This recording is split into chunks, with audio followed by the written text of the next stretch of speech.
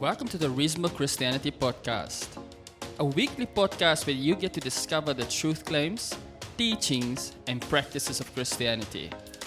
Here's your host, Roland. Well, hello there and welcome back to the Reasonable Christianity Podcast. My name is Roland, and in today's episode, we are going to discuss the question about God's existence, or we're going to present the second argument for the existence of God. Now, in the previous episode, we considered the cosmological argument, or the argument from the beginning of the universe. And just to recap, the cosmological argument goes like this. Premise 1. Everything that begins to exist has a cause. Premise 2. The universe began to exist. Conclusion. Therefore, the universe has a cause. Now, I think we provided enough philosophical and scientific evidence in the previous episode to prove the soundness of this argument. So then, if the cosmological argument holds up, then the universe does have a cause. However, we still haven't proven that the cause is God, as traditionally or typically defined by Christianity. But I'm quietly confident that we can make the case as we consider more lines of evidence, okay? So in today's episode, we're going to consider the second argument, which is called the teleological argument, or the argument from design. So the argument goes like this. Premise 1. Every design has a designer. Premise 2. The universe has highly complex design. Conclusion. Therefore, the universe had a designer. So the argument from design is something I think most of us can actually understand and relate to. In our experience as human beings, everything that has design, whether it be a house or a luxury car, has a designer.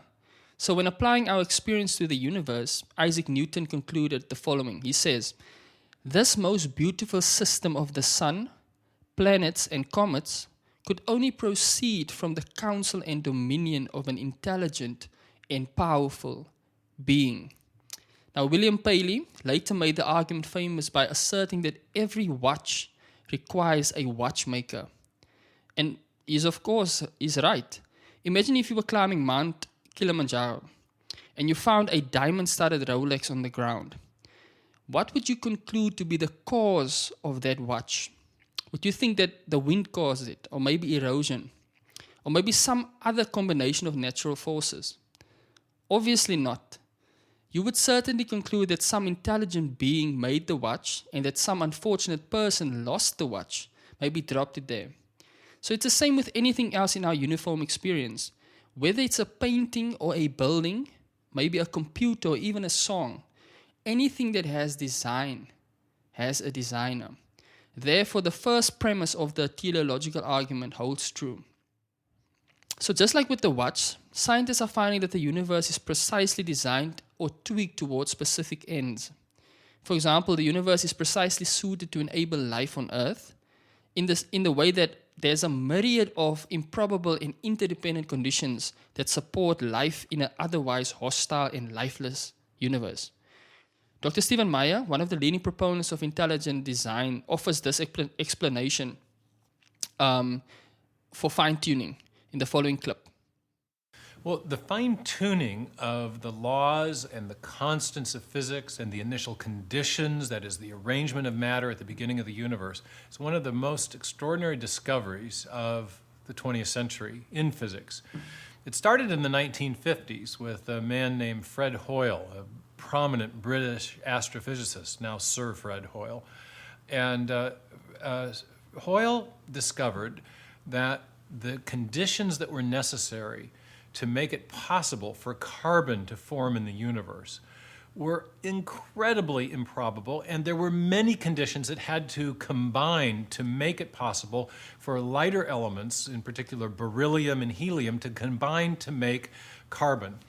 It also was apparent to Hoyle and many other scientists that we need carbon because carbon is a molecule that allows long chain-like molecules to form, and it's necessary for storing information, which is a critical condition for life. All life is carbon-based. People have speculated about life being silicon-based or something else. But Hoyle and other physicists who knew the score knew that that wasn't a serious proposal. And so it absolutely shocked Hoyle when he discovered how many different parameters had to be just as they are in order for carbon to form. Carbon forms in the center of stars through a process known as nuclear synthesis. If the gravitation inside stars is too weak, then the temperature of the star won't get hot enough so that the beryllium and the helium will combine to form carbon, beryllium and helium being lighter elements. If the gravitation is too strong, however, the star will simply burn up before those critical reactions can take place. And that was only one of a whole suite of exquisitely finely tuned conditions that had to be just right. And when they did the mathematics on this, when they calculated how finely tuned these parameters were, they were getting numbers that were 1 in 10 to the big exponential numbers in each case. So it's a kind of a concept like in engineering of tolerances. Things have to be within very narrow bounds in order for things to work. So in order to get a life-friendly universe, we're kind of in what you might call a Goldilocks zone, where multiple parameters, now we know about 36 of these, the expansion rate of the universe, the strength of gravitational attraction, the ratio of fundamental forces like the electromagnetic force and the strong nuclear force, all of these, the strength of these forces have to be just right to allow for life to exist in building carbon, having stable planets and galaxies. Many, many conditions of life depend on these fine-tuning parameters being just right. And so you can think of it as a Goldilocks universe. Not too hot, not too cold, the forces not too strong, not too weak, speed of light not too fast, not too slow, expansion rate of the universe not too rapid, not too... So things are just right. And this has caused many physicists, Hoyle in particular, to shift their perspective on the big worldview questions. Hoyle was an atheist who resisted the discovery of the Big Bang because he thought it implied a creation event, came up with an alternative theory that was later refuted called the steady state theory, but then after the fine-tuning realized that there must be some design behind the universe. And he said a common sense interpretation of the data suggests that a super intellect has monkeyed with physics and chemistry to make life possible. So that's what the fine-tuning is about. It's a powerful evidence of design that's come out of physics. Okay, so these highly precise and interdependent environmental conditions, also known as the anthropic constants, make up what is known as the anthropic principle. Now, anthropic comes from the Greek, which means human or man. So the anthropic principle refers to the fact that the universe is extremely fine-tuned to support specifically human life. Now, Dr. Meyer mentioned that there are about 36 of these constants, but we'll only look at 8 of them real quick, just to give us a sense of how precisely fine-tuned the universe is. The first constant is the oxygen level. So on Earth, oxygen comprises about 21% of the atmosphere. This is the precise percentage needed for life to be possible on Earth. If oxygen were 25%, fires would erupt spontaneously. If it were 15%, human beings would suffocate. That's how precise it is, okay? Second, the atmospheric transparency. If the atmosphere were less transparent than it is, not enough solar radiation would reach the Earth, which would have devastating effects on all life on Earth, particularly certain ecosystems. If the atmosphere were more transparent, we would succumb to too much solar radiation, which would lead to premature aging, skin damage, cancer, eye damage, etc. Okay? Third, the Moon-Earth gravitational interaction. If the gravitational interaction between the Moon and the Earth were greater than it currently is, tidal effects on the ocean, the atmosphere, and the rotational period would be too severe. If it were less, orbital changes would cause climatic instabilities. Either way, life on Earth would not be possible. Fourth, the carbon dioxide level. Now, similarly to the oxygen level, if the carbon dioxide level were higher than it is now, we would all burn up. If it were lower than it is now, plants would not be able to maintain efficient photosynthesis, and we would all suffocate. Number 5 is gravity. If the gravitational force were altered even slightly, and I'll show you an example of this later, if it were altered even slightly, our sun would not exist, and therefore neither would we. Number 6, the expansion rate. If the universe had expanded at a rate 1/1,000,000th more slowly than it did, 1/1,000,000th more slowly than it did, expansion would have stopped and the universe would have collapsed back on itself before any stars had formed. If it had expanded faster, no galaxies would have formed. So it had to expand at a particular rate for stars to form and for galaxies to form. Ultimately for planets to form and these kinds of things. Number 7, Jupiter. If Jupiter were not in its current orbit, the Earth would be bombarded with space material. So Jupiter's gravitational field acts as a kind of cosmic vacuum cleaner, attracting asteroids and comets that might otherwise strike Earth. Think of how amazing that is. Look at our small planet. If Jupiter wasn't doing its job, if the gravitational pull of Jupiter was altered, then those asteroids would come straight to Earth and they would destroy the Earth because many of them are far bigger than the Earth. Okay. Number 8, rotation of the Earth. If the rotation of the Earth took longer than 24 hours, temperature differences would be too great between night and day. If the rotation were shorter, atmospheric winds velocities would be too great. So these constants, among others, as Dr. Meyer said, there might be 30 or so of them, are perfectly calibrated to enable life on Earth. But there's more. We not only see this kind of precise fine-tuning in terms of the initial conditions at the Big Bang, but we also see this kind of fine-tuning at the foundations of life. Here's another clip by Dr. Stephen Meyer where he explains this awesome phenomenon. If you look at an effect and you want to explain it using the historical scientific method by reference to a cause that is known to produce that effect, the effect in question. So when we're looking at the origin of life, many biologists, biochemists, origin of life researchers in particular say the central thing that we need to explain is the origin of the information that makes life tick, that makes it run. What runs the show in biology is information, much of it encoded digitally in the DNA molecule. We're also learning that there's other forms of information organized hierarchically in other parts of the genome and even beyond the genome. But I used to ask my students, if you want to give your computer a new functionality, a new function, what do you have to give it? And of course they knew. Code. You have to give it information. And the same thing is true in life. If you want to produce life in the first place, if you want to develop a new form of life from a pre-existing form of life, you have to provide information. And so the question is, where does that information come from?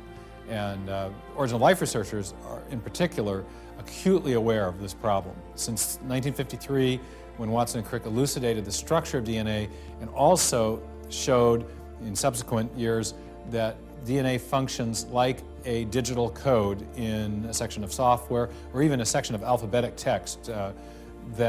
Once they established that, then that raised a question. How did that feature of life arise? If you're going to explain the origin of life, you've got to explain its salient features. Its salient feature is arguably the presence of digital information in DNA. DNA encodes the proteins that do all the important jobs in the cell. So where did that information come from? Since the 1950s, origin of life biologists have realized the central thing they have to explain is the origin of information. Model after model has stumbled or even come to a grinding halt, has failed to explain precisely that feature of life. And so as I got into the topic of the origin of life, I realized that was really the central question. And as I was studying how scientists develop their theories to explain the origin of the first life, I realized that what was needed was a causal explanation for that feature of life. And I began to think more about this dictum that Darwin and Lyell had, that we should be explaining things by reference to presently known causes, presently acting causes, and I asked myself the question, what is the presently acting cause of digital code? What's the known cause of information generally? And what we know from uniform and repeated experience, which is the basis of all scientific reasoning in the past, about the past, is that information always comes from an intelligent source. Digital information, for sure, we know it comes from programmers, but information generally always comes from an intelligent source. So by using Darwin's rule of reasoning, I concluded that the best explanation for the origin of the information necessary to build the first life is actually intelligence, what we now call intelligent design. So the DNA molecule contains instructions that are arranged and inscribed digitally in a way that provides the information that is necessary to build the proteins and protein machines that keep all cells alive. Now think about the human body. A human has about 40 trillion cells, okay?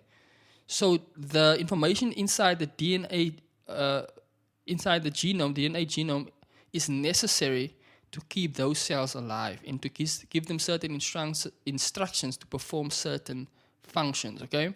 So this is one of the most important biological discoveries, period. Bill Gates, the founder of Microsoft, says it like this. He says, DNA is like a computer program, but far, far more advanced than any software ever created. Think about what this means for a moment. You need the code from DNA for life to have originated. Without that code, you have no life. You also need new DNA code in order for new life forms to exist.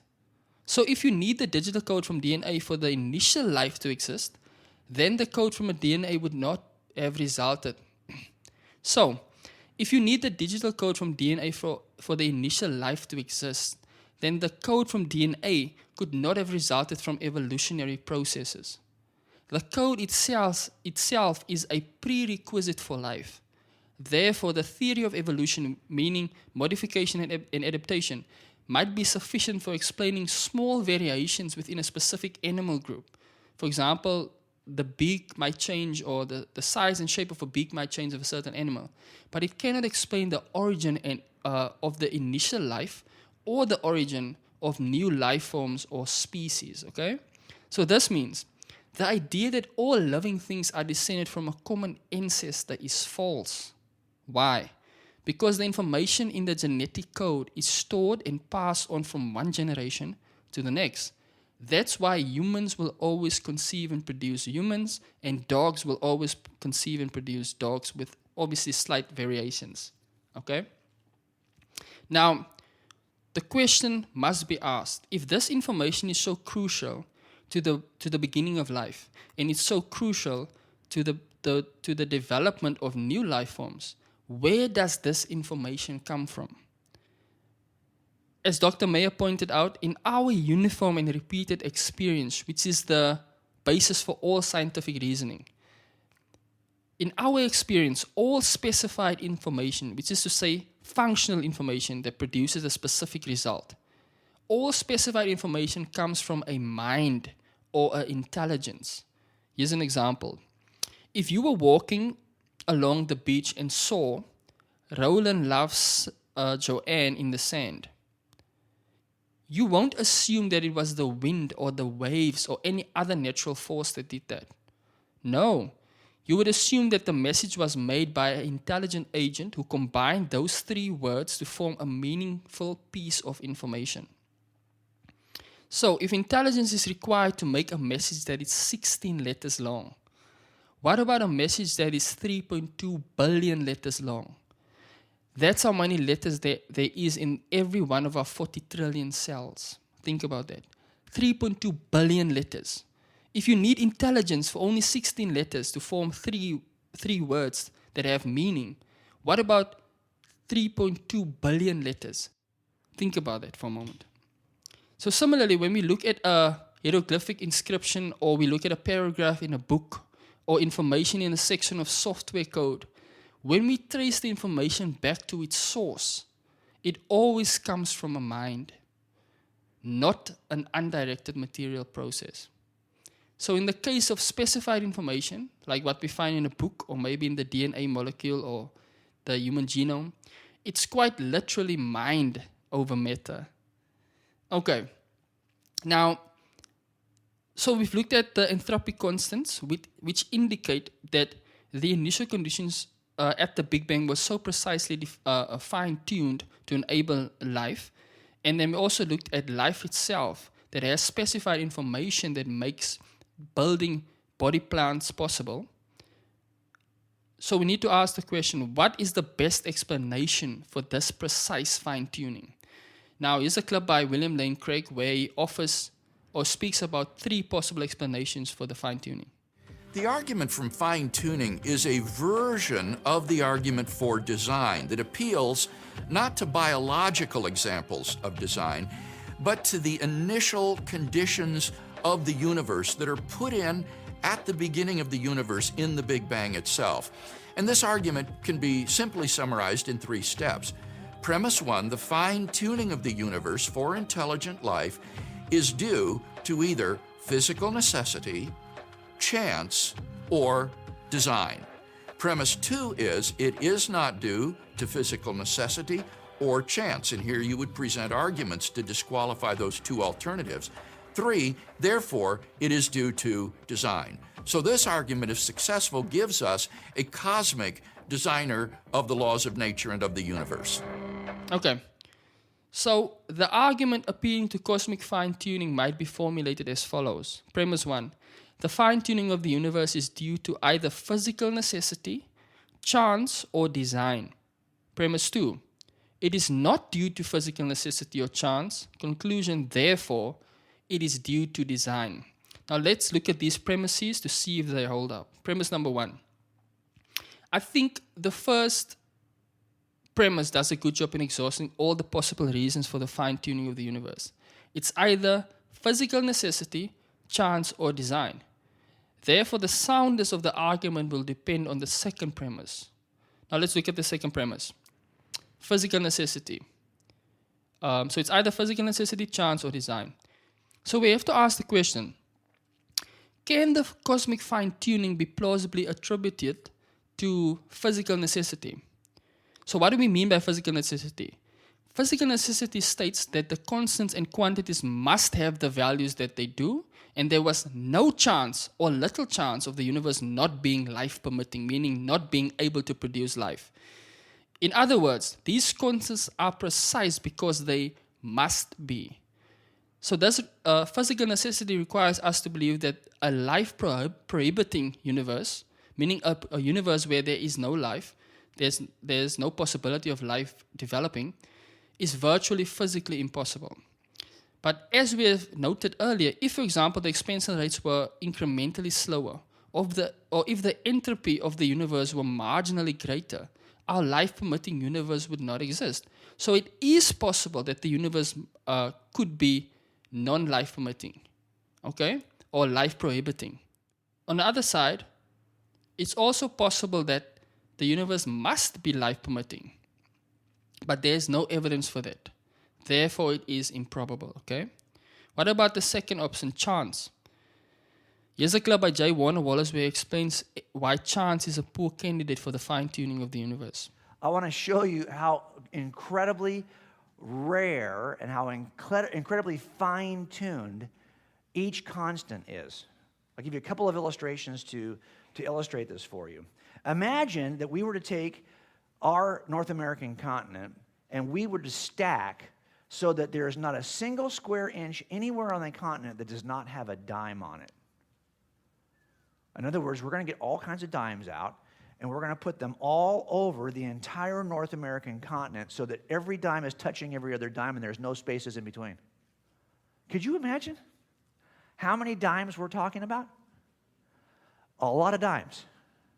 Now let's imagine that we begin stacking on each of those dimes. And we stack the dimes all the way, covering the entire North American continent, all the way to the moon. Okay? Sound good so far? It's not enough. Let's increase that by 1 billion times more. Now, you're getting an idea of how many dimes we have. That's a lot of dimes. Agreed? Now, imagine I was to blindfold you and tell you that there is one red dime in that stack. All I need you to do is to pick it. What are the odds that you would pick the one red dime? Well, these are the odds in numerical, this 1 in a 10 to the 37th chance. That is the same level of precision that is involved in the strong nuclear force that holds together. If you're off by just a dime in either direction, we don't get a universe that supports life. If you're off by a dime in either direction, do you see how finely tuned this force is? let me put it another way. What if I said all you have to do is to get a .22 rifle and hit this bullseye? Now, the bullseye is 1 inch wide, and all you have to do is hit it. And I said, okay, that doesn't seem too hard, right? A lot of you are good shots here. You could probably hit that bullseye from wherever you are in the room. How many of you think no matter where you are in the room, you can hit that bullseye? Raise your hand. That's a lot of good shots. I'm going to get out of your way. But what if I told you that the bullseye was actually at the opposite end of the observable universe? 1 inch wide, opposite end of the observable universe. Now, if you hit it, this is pretty wild. As a matter of fact, the odds are not great. It's a 1 in 10 to the 60th chance. And that is exactly what the calibration is of the mass density of the universe. 1 inch off the target in either direction, and you don't have a universe like ours. Do you see how finely tuned this constant is? This is why a theoretical physicist you might know from television says it this way. It's shocking to find out how many of our familiar constants of the universe lie within a very narrow band that makes life possible. If a single one of these accidents, he calls them accidents, did you see what he calls them? If a single one of these accidents were altered, stars would never form, the universe would fly apart, DNA would not exist, life as we know it would be impossible, Earth would flip over and freeze, and so on. He's being serious. And he believes that this level of fine-tuning is purely an accident. Isn't that interesting?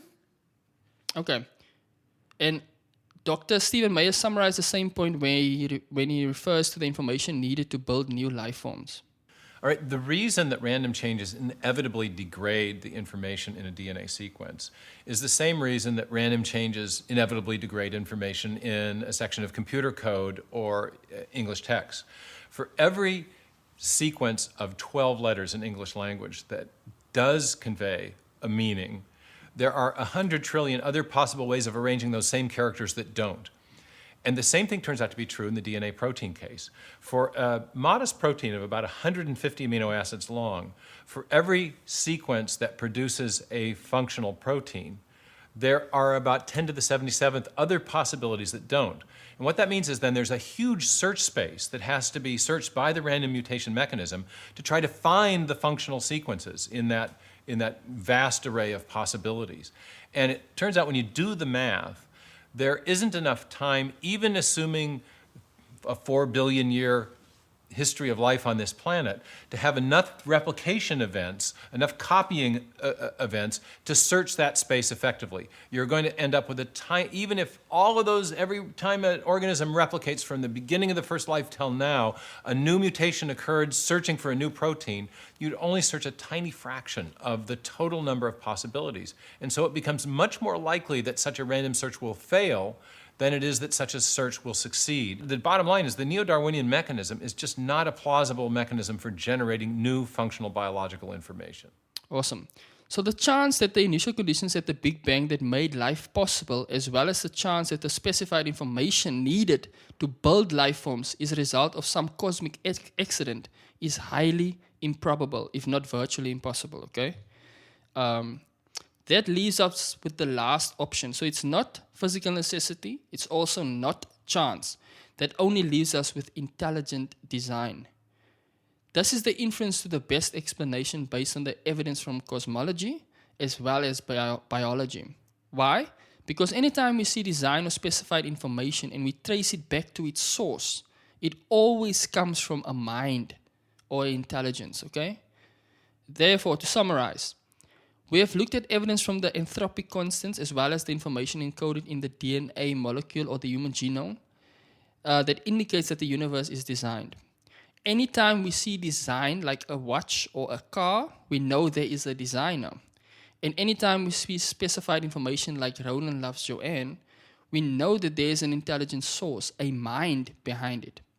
So, what we have learned from the first two arguments in conclusion for the existence of God, we have learned from the cosmological argument that the universe has a cause. And that cause is extremely powerful to have been able to create the universe as vast and as magnificent as it is.